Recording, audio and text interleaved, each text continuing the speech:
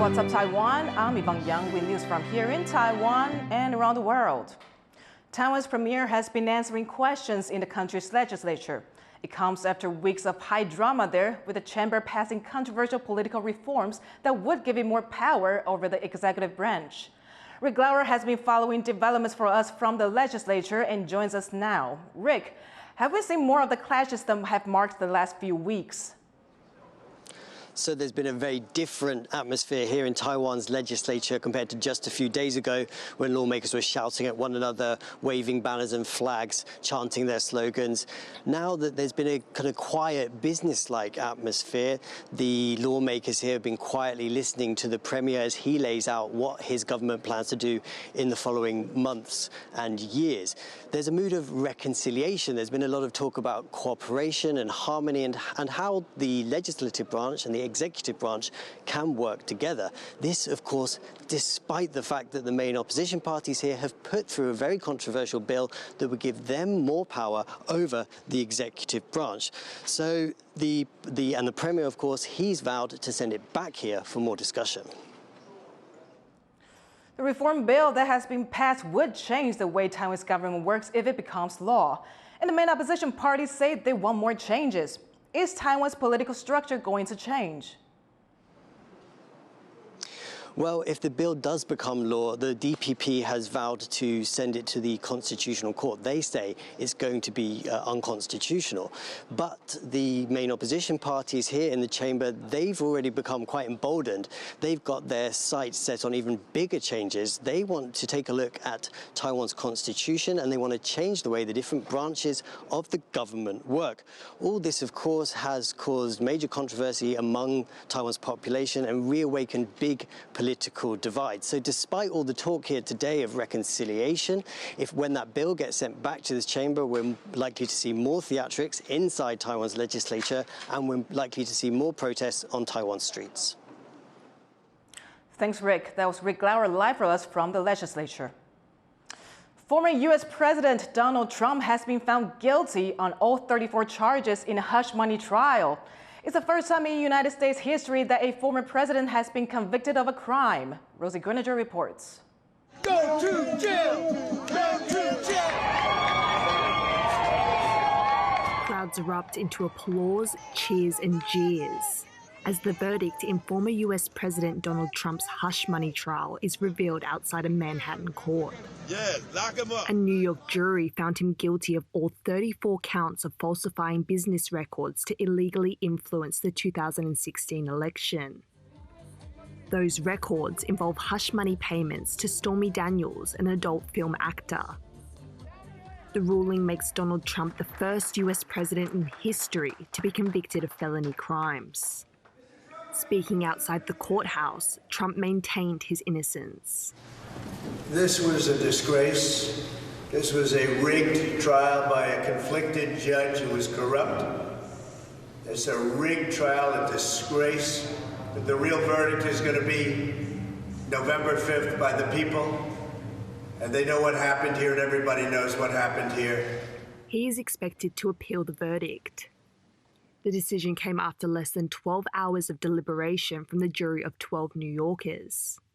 The charges carry up to 4 years behind bars, though prosecutors have not yet said whether they intend to seek jail time. Trump could instead face a period of house arrest, probation, or community service. But the conviction and even a prison sentence would not bar Trump from continuing his pursuit of the presidency in the United States' upcoming election. And voters on the streets of New York had mixed reactions to the trial's outcome. I'm so pleased that there's finally some accountability for Donald Trump. Yeah, he's evaded the law for many years, decades, and it's finally caught up to him. And also, we're fighting for democracy here. This was an election interference case. I feel I'm not even worried about it because the truth always comes out, right? The truth's going to come out, so I'm not even worried about it. Even if Trump goes to jail, gets out, or gets bail, or whatever, we're all going to vote for Trump still. The ruling also set off a political firestorm in Washington. Republicans furiously criticized the verdict as a miscarriage of justice, while the Biden campaign appealed to voters in a statement. saying the only way to keep Donald Trump out of the Oval Office is at the ballot box. But despite Trump refusing to admit guilt, this conviction could have a large impact on voters' choice and the outcome of the election. But this has been this is a jury of your peers. This is kind of the essence of the American legal system.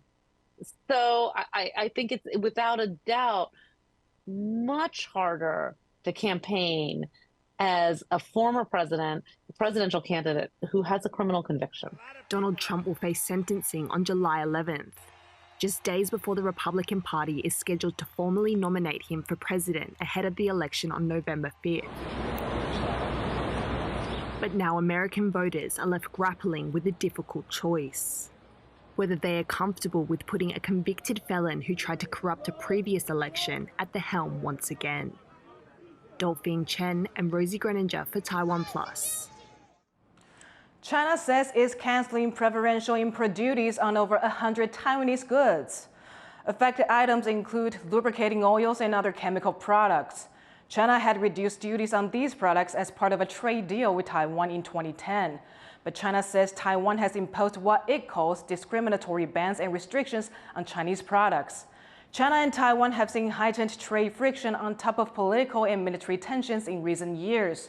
China has banned a range of Taiwanese goods, including chemicals and agricultural products. 8 Chinese tech companies are facing prosecution over alleged attempts to poach Taiwanese talent. Investigators say the firms set up offices without permits. They are suspected of illegally recruiting in the tech industry and trying to steal business secrets.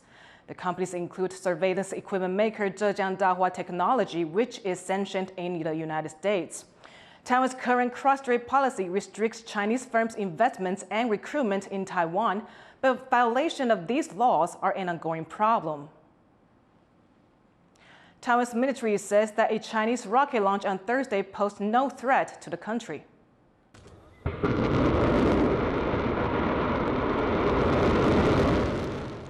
China launched a communication satellite for Pakistan. Taiwan's military said that the rocket carrying the satellite passed through the country's air defense identification zone. Officials monitor the launch but say the rocket didn't endanger Taiwan. North Korean leader Kim Jong-un has supervised a rocket drill on the country's eastern coast. Photos released by North Korean state media show 18 ballistic missiles being fired.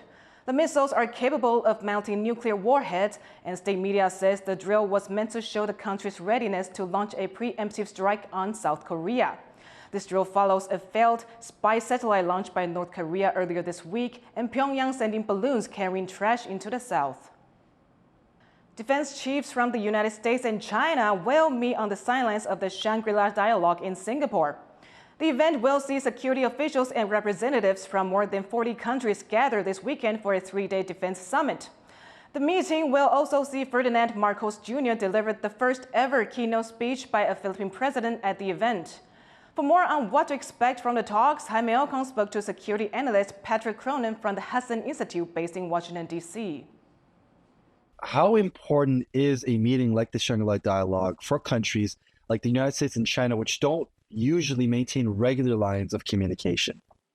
Well, given the fact that so many people fear that the United States and China could enter conflict, whether it's over Taiwan or the South China Sea or something else, it's highly significant that the two defense chiefs are able to talk and communicate, and that there are open channels of communication. And I think over the last 7 months or so, we've seen a series of moves to open up those channels of communication, but there's still much work to be done to see whether those channels are meaningful and whether they also reach down into, say, the Eastern Theater Command, which is the command, of course, responsible for most of the Taiwan contingencies that have been rehearsed.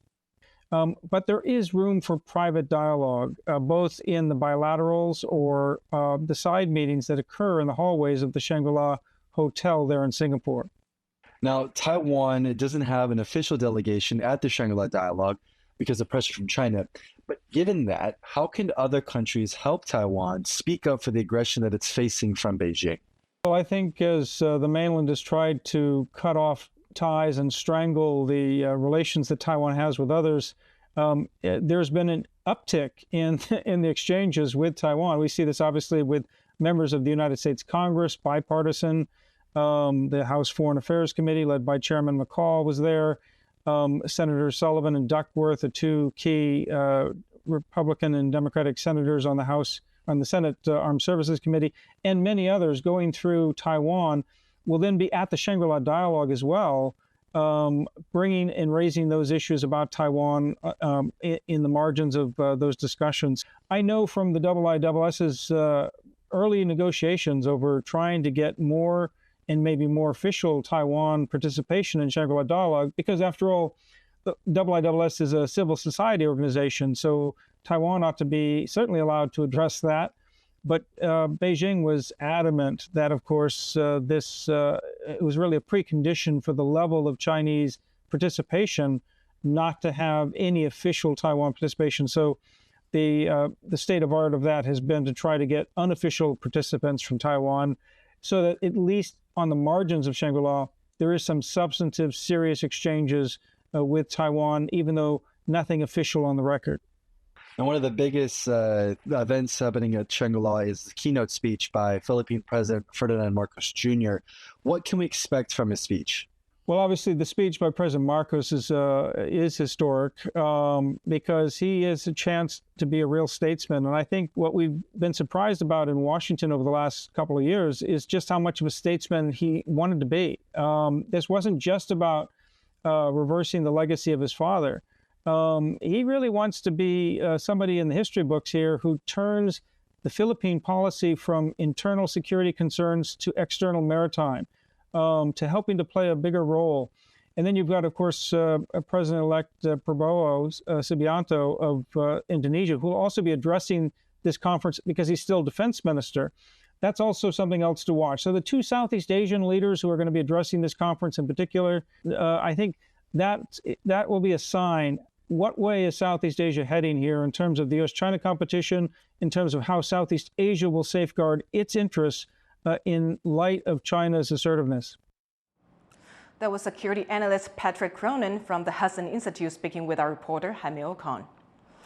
Bad news for shoppers as Taiwan's inflation looks set to beat the government's target for the third year in a row.